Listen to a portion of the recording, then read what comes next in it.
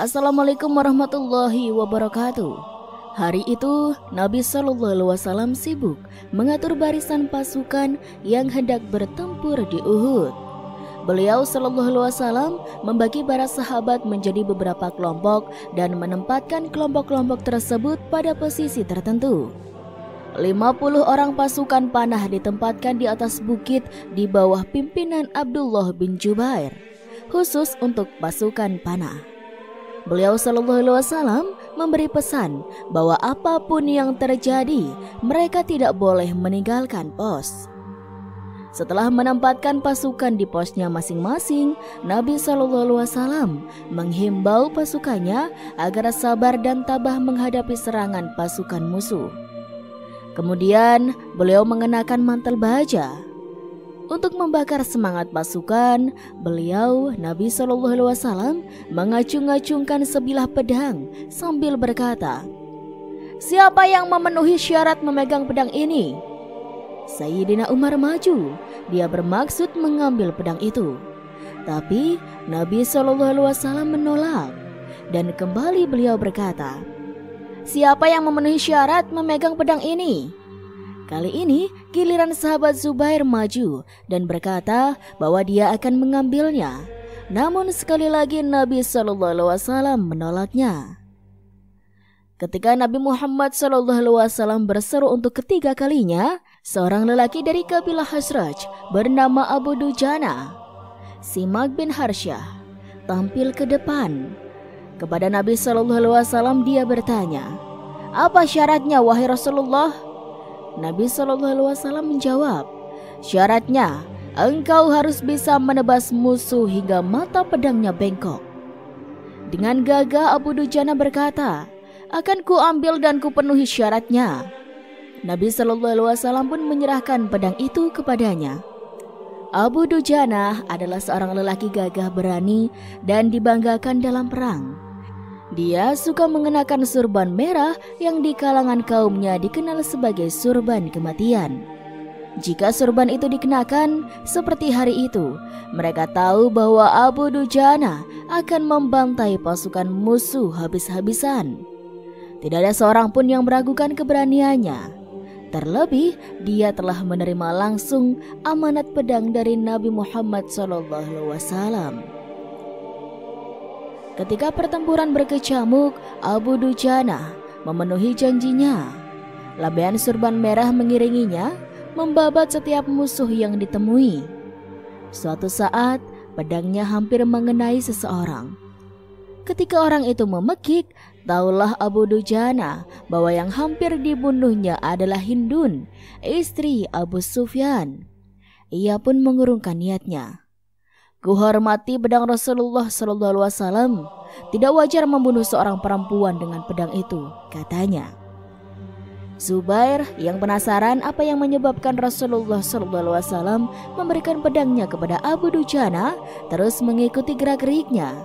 Zubair merasa dia harus mengetahui kehebatan orang tersebut sehingga dia yang merupakan putra saudara perempuan ayah Nabi Muhammad SAW ditolak untuk memegang senjata tersebut.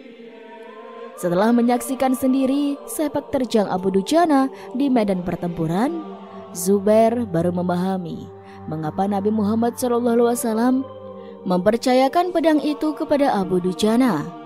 Dia menjadi saksi dan sekaligus mengakui kehebatan Abu Dujana di medan pertempuran. Ketika pertempuran berbalik menjadi keuntungan pasukan Makkah dan pasukan Muslim kocar-kacir, Abu Dujana adalah salah seorang sahabat yang teguh berada di sisi Nabi Muhammad SAW tanpa kenal takut dan lelah. Dia menghalau setiap orang yang hendak memburu beliau. "Ayo, lawan aku!" kata Abu Dujana menyongsong pasukan musuh yang semakin merangsek ke arah Nabi Muhammad SAW. Abu Dujana terus bertempur dengan gagah berani hingga pertempuran berakhir. Selain dikenal dengan keberanian dan kecakapan bertempur, Abu Dujana juga dikenal sebagai seorang yang sangat menjaga diri dan keluarganya dari barang haram. Dia sangat berhati-hati dalam menjaga apa yang masuk ke dalam perutnya dan perut keluarganya. Kisah tentang keteguhan Abu Dujanah dalam menjaga diri dari barang haram ini bisa kita dapatkan dalam kitab Lanatut Tolibin. Lihat bab Al-Qotah. Berikut ringkasan kisah tersebut. Suatu saat, setiap usai melakukan jamaah subuh, Abu Dujanah selalu bergegas pulang tanpa mengikuti doa ba'da sholat yang dibacakan oleh Nabi Muhammad SAW. Melihat gelagat ini, Nabi Muhammad SAW mencoba mencari keterangan darinya. Mengapa setiap kali kau terburu-buru pulang dari jamaah subuh? Apakah kau tidak memiliki permintaan kepada Allah sehingga mengabaikan doa? Tanya Nabi.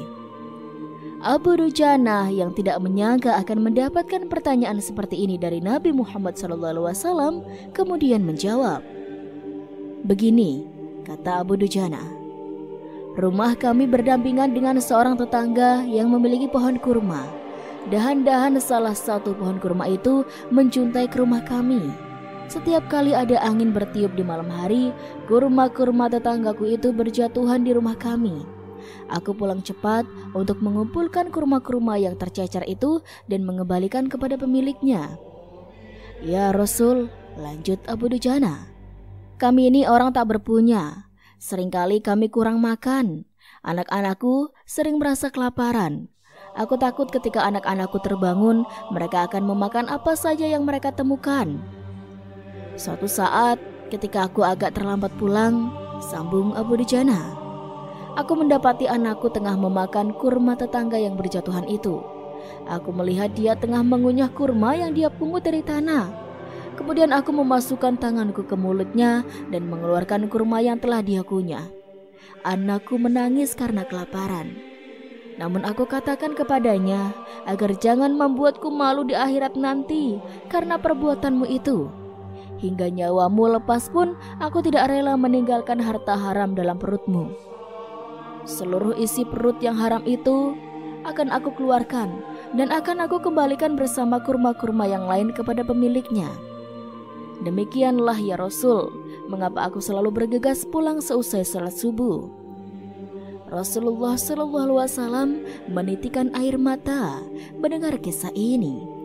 Rasa iba mendorong beliau SAW mencari tahu siapa pemilik pohon tersebut. Ternyata pohon itu milik seorang munafik. Rasulullah SAW membujuknya untuk menukar kurma tersebut dengan pohon kurma yang lebih indah di surga. Namun dengan pongah, orang munafik itu menjawab bahwa dia tidak akan menjual pohon tersebut kecuali secara kontan. Bahkan dengan kasar, orang itu mengatakan bahwa dia tidak perlu janji-janji apapun, termasuk janji mendapat ganti pohon kurma di surga. Demi mendengar hal itu, Sayyidina Abu Bakar segera mengajukan tawaran. Sayyidina Abu Bakar bersedia membeli pohon tersebut dengan harga 10 kali dari harga normal, sehingga dia akan mendapatkan banyak keuntungan. Si munafik menerima tawaran itu. Kemudian Sayyidina Abu Bakar menyerahkan pohon kurma tersebut kepada Abu Dujanah. Ketika pulang, orang munafik itu bercerita kepada istrinya bahwa hari itu dia mendapat keuntungan berlipat. Dia menjual pohon kurma mereka seharga 10 kali lipat. Padahal pohon tersebut tetap berada di pekarangan rumah mereka. Si munafik mengatakan sebuah rencana pada istrinya bahwa setiap pagi dia akan memetik kurma tersebut dan tidak akan memberikan kepada Abu Dujanah. Namun mukjizat pun terjadi. Malam ketika hendak tidur, si munafik masih melihat pohon kurma itu berada di pekarangannya. Tetapi ketika pagi datang, dia mendapati pohon kurma itu telah berpindah ke halaman Abu Dujanah. Sementara tempat asal pohon itu rata dengan tanah, seolah tidak pernah ada tanaman yang tumbuh di situ. Inilah salah satu mukjizat Nabi Muhammad SAW yang langsung dirasakan oleh sahabatnya yang teguh, Abu Dujanah. Zaid bin Aslam berkata, ada seseorang menemui Abu Dujanah saat ia sedang sakit. Saat itu wajahnya berseri. Orang itu berkata, apa yang membuat wajahmu berseri-seri atau bahagia? Ia pun menjawab, Tak ada amalanku yang paling aku andalkan lebih dari 2 amalan. Pertama, aku tidak berbicara pada suatu perkara yang bukan urusan dan kadar kemampuanku. Yang kedua, aku memiliki hati yang bersih terhadap seorang muslim. Ibnu Abbas radhiyallahu an berkata, Ali dengan pedangnya datang menemui Fatimah. Saat itu Fatimah sedang membersihkan darah di wajah Rasulullah SAW. Ali pun berkata, ambil pedang ini, ia telah berperang dengan baik.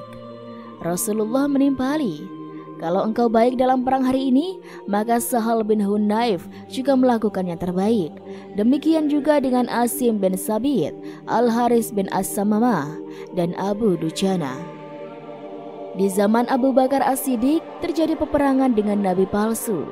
Musailamah Al-Kazab, nabi palsu ini memiliki kabilah yang besar dan kuat. Abu Bakar yang menjabat khalifah mengirim pasukan besar untuk menghentikan kerusakan yang dibuatnya. Di tengah pasukan tersebut terdapat Abu Dujana radhiyallahu an. Saat Musailamah tengah terdesak, ia dan pengikutnya masuk ke sebuah kebun yang menjadi benteng yang kokoh dan sulit untuk diterobos. Disebutkan di antara para sahabat pemberani yang menerobos benteng tersebut adalah Abu Dujana. Mereka membukakan jalan agar para sahabat lain bisa ikut masuk ke dalam kebun. Di perang besar ini, kaki Abu Dujana patah. Namun ia tak peduli. Mengandalkan satu kakinya, ia tetap kuat melangkah, merangsek bersama pasukan ke dalam kebun. Dan di hari itulah, ia gugur menemui ajalnya. Saat itu Wahsy berhasil menghujamkan tombaknya kepada Musailamah. Lalu bagian atas tubuhnya ditebas oleh Abu Dujana. Wahsy berkata, dan Allah lebih tahu siapa yang membunuhnya. Abu Dujana pun wafat pada tahun 12 Hijriah, bertepatan dengan 633 Masehi. Wallahu alam. Dan itulah sobat sedikit kisah kali ini. Kurang lebihnya Rizky mohon maaf, dan sampai jumpa lagi di cerita berikutnya ya sobat. Sekian dari Rizky. Wassalamualaikum warahmatullahi wabarakatuh.